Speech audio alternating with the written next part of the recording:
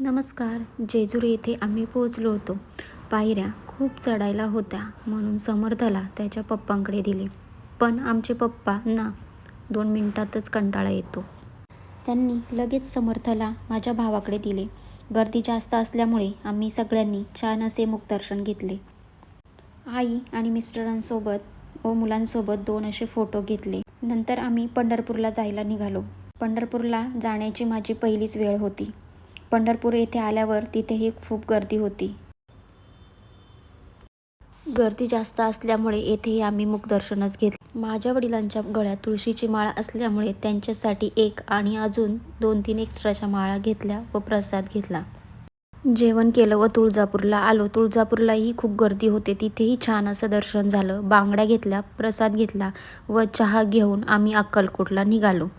अक्कलकोटला हॉटेलवर पोहोचल्यावर फ्रेश झालो व वाढदिवसामुळे केक कट केला व छान असा दिवसाचा शेवट केला.